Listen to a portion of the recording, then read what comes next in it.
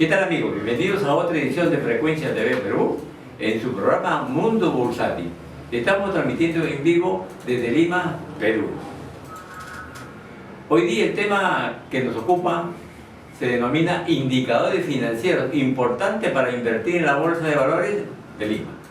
Un indicador financiero ofrece información clave en las empresas referidos a un cúmulo de datos que permiten comparar valiosa información financiera imputada en los estados financieros, llámese estado de situación financiera, de resultado a una fecha determinada.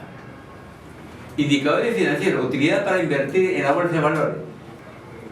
Si los accionistas desean informarse del crecimiento de las ventas de productos durante un periodo determinado, deberán considerarse los indicadores económicos y ir al estado de resultado. Si desean saber el capital de trabajo, se recurrirá al estado de situación financiera, comparando el activo corriente frente al pasivo corriente. Se denomina indicadores financieros, utilidad para invertir en la Bolsa de Valores de Lima. Si los accionistas desean informarse del crecimiento de las ventas de productos durante un periodo determinado, deberán considerarse los indicadores económicos. Para ello se recurre al estado de resultado de ganancias y pérdidas. Si desean saber el capital de trabajo, se recurrirá al estado de situación financiera comparando el activo corriente versus el pasivo corriente. Es necesario precisar que el activo corriente está conformado por partidas específicas, dinero efectivo y su equivalente, valores negociables, mercaderías o existencias, y la otra contrapartida del pasivo corriente principal de cuentas tenemos sobregiros bancarios, préstamos a instituciones, otras cuentas por pagar, etcétera, etcétera. De otra manera, esto nos va a permitir a nosotros, si comparo yo el capital de trabajo, ¿cómo lo determino? El activo corriente menos el pasivo corriente. De tal manera de que, si queremos determinar, empezamos sobre el capital de trabajo, para determinarlo, recurrimos al estado de situación financiera, un estado financiero muy interesante, muy importante, que nos permite tomar decisiones de carácter financiero, de financiamiento, etc. En el activo corriente, que son partidas del corto plazo, como tenemos, por ejemplo, dinero efectivo y su equivalente, valores negociables, cuentas por cobrar comerciales, cuentas por cobrar afiliados y otros, existencias. Y la otra contrapartida, referente al pasivo corriente, a corto plazo, está prácticamente imputado los sobregiros bancarios, otras cuentas por pagar comerciales, cuentas por cobrar, otros, etcétera, etcétera. De hacer una comparación entre las estructuras del activo corriente menos el pasivo corriente, arribamos al capital de trabajo. Es importante también determinar cuánto corresponde de cada partida específica del activo corriente y cuánto corresponde del pasivo corriente. Lo que quiere decir que el activo corriente justamente significa la inversión de la empresa, y el pasivo corriente es la financiación. ¿Qué proporción hay en parte porcentual que nos permita de repente hacer una pequeña evaluación para determinar si hay exceso de existencia, si hay poco dinero en efectivo? Entonces eso requiere de un estudio adecuado. Pero de manera general ya he expresado que el capital de trabajo se determina de manera global, el activo corriente menos el pasivo corriente. Nos vamos a una pausa comercial y retornamos en Frecuencia TV Perú.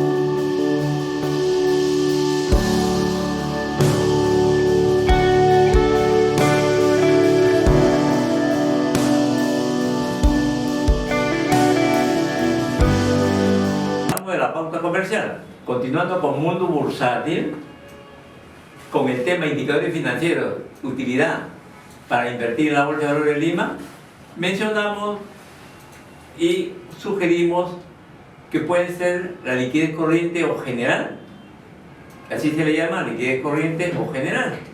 Ya sabemos que está referido donde ubicamos la liquidez corriente con sus partidas específicas en el estado de situación financiera a un periodo determinado. Luego tenemos la liquidez de tesorería, que significa hacer una comparación entre lo que es dinero en efectivo y cuasi dinero versus sobregiro bancario, que sí es puramente exigente, ¿no? Para poder honrar los compromisos. O si hay suficiente fondos para asumir los sobregiros bancarios de manera oportuna. Y el capital de trabajo, como reiteramos, se determina entre el activo corriente y el pasivo corriente, ¿no? Acá hay una peculiaridad en el sentido de que cuando tenemos o una empresa tiene liquidez corriente, ¿no? Va a dar positivo, va a ser un sol superior al sol que deba. O sea, digamos que tengamos una liquidez corriente de 1.40, significa que la empresa va a poder honrar con su pago de un pasivo de un sol y le queda un saldo 0.40. Ese 0.40 centavos se llama el capital de trabajo. Pero por otro lado, la característica que les había mencionado se refiere que cuando hay liquidez corriente o general es positivo. Vamos a tener, nosotros no vamos a tener problemas, digamos, de poder honrar nuestro compromiso. Tenemos también otros ratios, la rentabilidad sobre ventas netas. ¿Qué significa la rentabilidad sobre ventas netas? Significa que por cada sol de ventas netas, que es el 100%, digamos, arrojó una utilidad de X soles y que significa un 20%. Lo interpretamos que por cada sol de ventas netas son 20 centavos de utilidad neta que le retorna. Tenemos otro dato también muy interesante que le interesa al inversionista con mucha razón: rentabilidad sobre total inversión. El total de inversión es sinónimo de total activo que tiene la organización privada.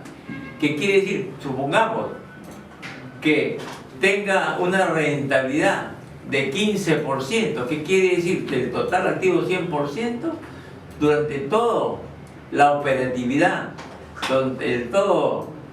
la parte de elaboración de gestión, ha tenido 15 centavos por cada sol del total de activos. Esa es una inversión. Hay un retorno de 15 centavos, que no está mal. La rentabilidad sobre el capital emitido también le interesa a los accionistas. ¿Cuánto me representa a mí por una acción? Dinero. Entonces digamos que arroja la acción nominal de un sol y le arroja pues 1.40. Quiere decir que por cada acción de valor nominal un sol, 40 centavos es la prima, entre comillas, el premio durante la gestión económica que realizó la empresa. Tenemos la rentabilidad sobre la estructura patrimonial, o sea, el total patrimonio. Ahí justamente va a ser un poco más bajo que el capital emitido. Digamos que arroje este ratio de 1.10. De todas maneras, por cada sol le está arrojando 10 centavos. Un sol punto 10 menos 10 centavos de rentabilidad sobre todo el patrimonio que está conformado por el capital emitido, capital adicional, luego utilidades del ejercicio, utilidades retenidas, etcétera, etcétera. El crecimiento de la inversión total, que es muy interesante, o sea, los activos totales sinónimos de inversión total desde el punto de vista de las finanzas. ¿Cómo determino el crecimiento de la inversión total desde este punto de vista de las finanzas? Tomo un estado de situación financiera y comparo dos ejercicios. De comparar el año B menos el año B, digamos 300 menos 200 me arroja 100. Quiere decir que ha habido un crecimiento de 100, que es muy interesante, ¿no? Continuemos, por favor. Acá tenemos casuísticas referidas a la liquidez general, su interpretación, como también de rentabilidad sobre ventas netas. Tenemos Acá, por ejemplo, la liquidez general, que ya lo hemos mencionado durante el desarrollo de la exposición, que la liquidez general, su fórmula es el activo corriente entre pasivo corriente. Que nosotros, en un punto más diplomático, digamos, el activo corriente sería la inversión corriente de corto plazo y el pasivo corriente sería financiación corriente o ajena. Eso nos da a entender con mayor precisión con un lenguaje más fino, ¿no? Y ahí tenemos nosotros los ejemplos en cifras, que tiene 28 millones de activos corrientes o de inversión de corto plazo frente a 14 millones de pasivos corrientes o financiación de corto plazo. Y nos arroja dos veces. ¿Cómo se interpreta esto? La interpretación es, el ratio de 2 se interpreta que la empresa tiene liquidez. Por cada sol de deuda que tiene, cancela el sol y le queda un saldo de un sol todavía. Ese capital de trabajo de un sol va a ser el capital de trabajo prácticamente. Por eso hay esa característica. Cuando hay liquidez sobre más de uno, hay capital de trabajo positivo. Y si la liquidez fuera menos de un sol, va a tener capital de trabajo. No va a tener capital de trabajo, va a ser negativo. Tenemos el otro caso de la rentabilidad sobre las ventas netas. La fórmula es utilidad neta sobre ventas netas. Y tenemos las cifras, para mayor aclaración, 30 millones de ventas, 30 millones de utilidad sobre 180 millones de ventas. Y nos da un 17%. ¿Cómo interpretamos nosotros ese ratio de 17?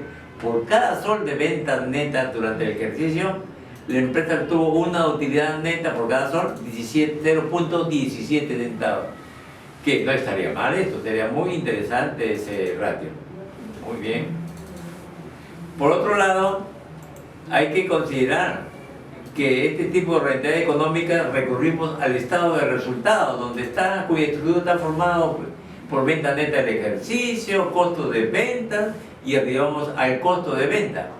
Para luego tenemos los gastos de operación, gastos administrativos, gastos de venta y distribución y arribaremos a la utilidad operativa, si es que la tuviera. Si seguimos con la estructura, le disminuimos otros gastos o ingresos, pues el positivo o negativo, y vamos a arribar finalmente a la utilidad del ejercicio neta o pérdida, depende cómo se lleva a cabo la gestión. Bien amigos, con esta nota cerramos esta edición de Frecuencia TV Perú en su programa Mundo Bursátil.